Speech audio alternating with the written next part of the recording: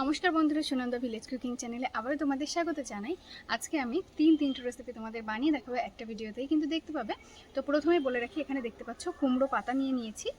তো এটা এত গরম পড়েছে, একটুখানি নেতিয়ে গেছে, কিন্তু পুরো টাটকা তরতাজা কুমড়ো পাতা। এই যে দেখো, এখানে ডাল ভিজিয়ে রেখেছিলাম গতকাল রাত্রে। এই ডাল বাটা দিয়ে কুমড়ো পাতার বড়া বানাবো খুব সুন্দর করে, তো দারুণ লাগবে এটা খেতে। ডাল বাটা দিয়ে মুসুর ডাল বাটা, তার সঙ্গে থাকবে মাছের ডিমের ঝুড়ি। তো মাছের ডিমের ঝুড়িটা একটু অন্যরকম করে বানাবো, দারুণ সুস্বাদু হয় খেতে। তো যে সমস্ত বাচ্চারা এই সমস্ত মাছের ডিম খায় না, বা যে বড়রাও খায় না, তারা এমনভাবে বানিয়ে তোমাদের দেখাবো, তারা অনায়াসেই খেয়ে নেবে। তো তোমরা কিন্তু এভাবেই বাচ্চাদের মাছের ডিমের ঝুড়ি বানিয়ে খাওয়াতে পারো। তো এখানে ভেন্ডি দেখতে পাচ্ছ, এই ভেন্ডি দিয়ে কিন্তু রান্নাঘরে আমি ব্ল্যাক কার্প মাছ কেটে ধুয়ে রেখে দিয়েছি, আর মাছটা অনেক বড় ছিল, তো সেটা কিন্তু তোমরা দেখলেই বুঝতে পারবে। তো সেই মাছ দিয়ে, এই ভেন্ডি দিয়ে, আলু দিয়ে একদম সুন্দর করে পাতলা ঝোল করবো এই গরমে। তো এই তিনটে রেসিপি কিন্তু গরমের জন্য একদমই সেরা তিনটে রেসিপি। তোমরা কিন্তু অবশ্যই পুরো ভিডিওটা দেখতে থাকো, আর দেখার পর যদি ভালো লেগে থাকে অবশ্যই একটা লাইক করে দিও, ভিডিওটি শেয়ার করে দিও। যারা যারা ইউটিউব থেকে দেখছো অবশ্যই সাবস্ক্রাইব করে নিও, আর যারা যারা ফেসবুক থেকে দেখছো অবশ্যই ফলো করে রেখো এরকম নিত্য নতুন ভিডিও প্রতিদিন এই চ্যানেলে পাওয়ার জন্য। তো বন্ধুরা, বেশি দেরি করবো না, চলো রান্নাঘরে যাওয়া যাক। তো এদিকে আমি একটা মশলা বেটে নিচ্ছি। এখানে আছে কাঁচা লঙ্কা, আদা আর গোটা জিরে। তো দেখো কি সুন্দরভাবে মিহি করে বেটে নিতে হবে, তবেই কিন্তু রান্নার স্বাদটা ভালো হবে। আর তোমরা হয়তো ভাবতে পারো যে আমি রোজ বলি যে শিলনোড়ায় বেটে নিচ্ছি, তো শিলনোড়ায় বাটি নাকি তোমাদের দেখিয়েও দিলাম।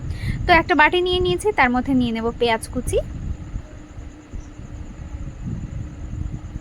এখন আমি দিয়ে দেব আদা আর কাঁচা লঙ্কা বাটা, আর দিয়ে দেবো ডাল বাটা।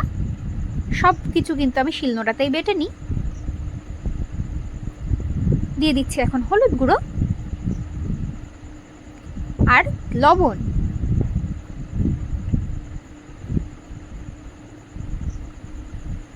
এবার এগুলো খুব ভালো করে কিন্তু একসঙ্গে মাখিয়ে নেব।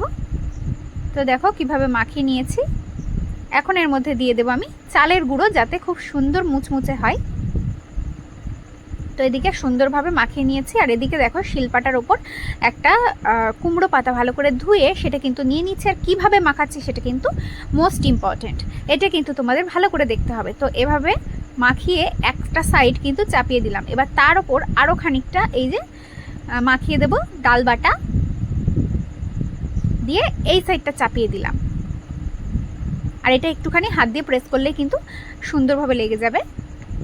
তো এটাতেও লাগিয়ে নেব। এখন এভাবে ফোল্ড করে দিচ্ছি। কুমড়ো পাতাটা আগে কিন্তু সুন্দর করে ধুয়ে নিতে হবে। তো এখানেও লাগিয়ে নেব, তারপর এভাবে ফোল্ড করব। এর আরও বিভিন্ন রকম ডিজাইন বানানো যায়, তো আজকে আমি একটা বানিয়ে তোমাদের দেখালাম। তো এভাবে দুই পিঠ সুন্দর করে ডালের ব্যাটার লাগিয়ে রেখে দেব। এভাবে বাকিগুলো বানিয়ে নেব। তো দেখো কতগুলো বানিয়ে নিচ্ছি পরপর, আর এগুলো আমি একাই বানিয়েছি। একটা ভিডিওতে যদি এতগুলো বানানো দেখাই তোমাদের, তাহলে কিন্তু ভিডিওটা অনেকটা বড় হয়ে যেত, তাই একটা বানিয়ে তোমাদের দেখালাম। আর কড়াইতে এখন দিয়ে দেবো পরিমাণ মতো তেল, আর এদিকে ব্ল্যাক কার্প মাছে খুব সুন্দর করে লবণ হলুদ মাখিয়ে রেখে দিয়েছি, তাই জন্য কিন্তু দেখো তেল গরম হওয়ার সাথে সাথে মাছগুলো দিয়ে দিচ্ছি।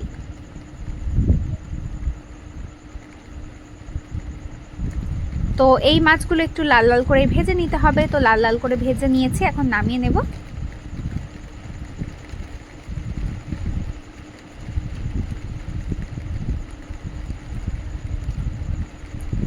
তো মাছ ভাজা হয়ে গেছে, আর এদিকে ব্ল্যাক কার্প মাছের মাথাটা ভালো করে ভেজে নেব।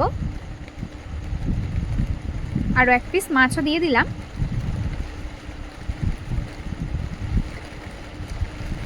মাছের মাথাটা দেখেছো কত বড়।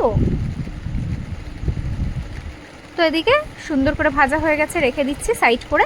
আর এদিকে দেখো ডালের মানে যে কুমড়ো পাতার যে বড়াটা, সেটা কিভাবে আমি তেলের উপর দিয়ে দিচ্ছি। আর এটা কিন্তু মিডিয়াম টু লো ফ্লেমেই ভাজতে হবে, যাতে সুন্দরভাবে পাতাটা সেদ্ধ হয় এবং মুচমুচে হয়। তো দেখেছো পাতাটা ফুলে কতটা মোটা হয়ে গেছে। এটা দিয়েই কিন্তু গরম ভাত সুন্দরভাবে খাওয়া হয়ে যাবে বেশ অনেকটা। তো এভাবেই বাকিগুলো ভেজে নেব।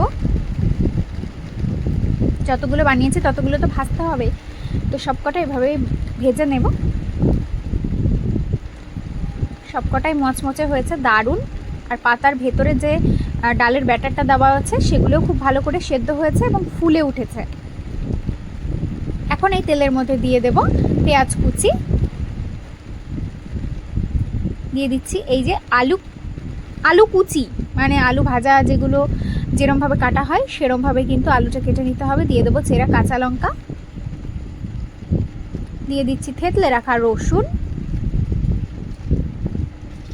দিয়ে দিচ্ছি লবণ আর হলুদ গুঁড়ো।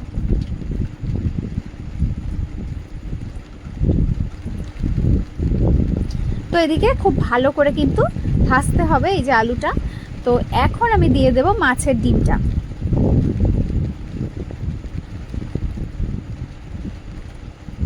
আলুটা বেশ অনেকক্ষণ ধরে ভাজার পরে কিন্তু মাছের ডিমটা দিতে হবে, তোমাদের আগেই বলে দিচ্ছি। তো এভাবেই কিন্তু বেশ একসঙ্গে মাছের ডিম আলু সব একসঙ্গে কিন্তু ভাজা ভাজা করে নিতে হবে। আর তোমাদের বলে রাখি এটা হলো কাতলা মাছের ডিম।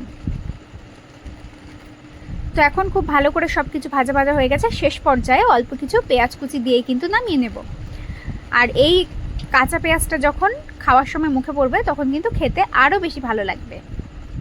নামিয়ে নিয়েছি, কড়াইতে দিয়ে দিচ্ছি আবারও পরিমাণ মতো তেল। এখন দিয়ে দেবো আমি কেটে ধুয়ে লবণ হলুদ মাখিয়ে রাখা আলু। যেহেতু ভেন্ডি আর আলু দিয়ে পাতলা ঝোল করব ব্ল্যাক কার্প মাছের, তার জন্য আলুগুলো লাল লাল করে ভেজে নেব।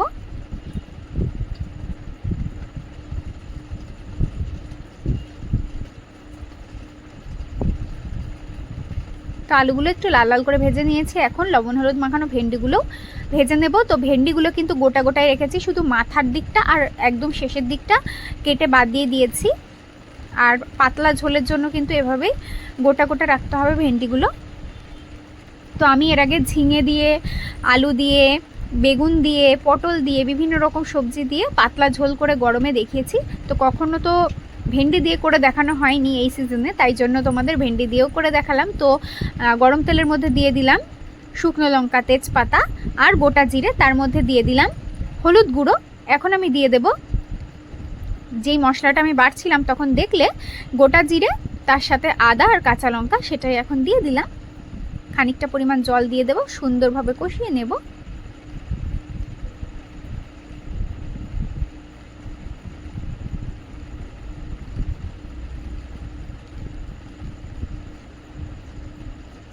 দিয়ে দেবো এখন লবণ। তো এটা যেহেতু পাতলা ঝোল বানাবো স্বাস্থ্যকর, তার জন্য কিন্তু এতে এই তিনটে মশলা মানে গোটা জিরে, আদা আর কাঁচা লঙ্কা ছাড়া আর কোনো মশলাই লাগবে না। তো মশলা ভালো করে কষানো হয়ে গেছে, দিয়ে দেবো ভেজে রাখা সবজিটা, আলু আর ভেন্ডি। তো এটাও ভালো করে একসঙ্গে কষিয়ে নিতে হবে। স্বাস্থ্যকর যেহেতু ঝোল রান্না করছি তাই কাঁচা লঙ্কা বাটা দিয়েই করলাম। তোমরা চাইলে কিন্তু শুকনো লঙ্কা দিতে পারো, তবে সেটা কাঁচা লঙ্কা দিলে স্বাস্থ্যকর হবে সুন্দর। তো এদিকে ভালো করে মশলার সঙ্গে কষানো হয়ে গেছে, দিয়ে দিচ্ছি এখন পরিমাণ মতো জল, দিয়ে খুব ভালো করে ভেন্ডি আর আলুটা সেদ্ধ করে নেব। তো ভেন্ডি আলু সেদ্ধ হয়ে গেলে দিয়ে দেবো ভেজে রাখা মাছগুলো।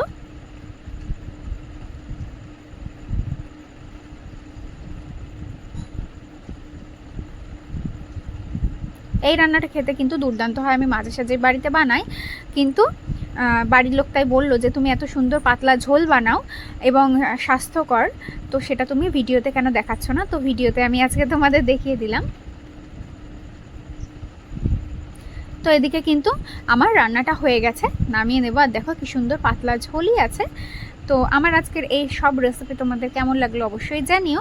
আর ভালো লাগলে অবশ্যই লাইক করে দিও, শেয়ার করে দিও। তোমরা আর কি রান্নার রেসিপি দেখতে চাও সেটা জানিও লিখে। আর আমার পাশে থেকেও এভাবেই। আজকের মতো এখানেই শেষ করছি, টাটা।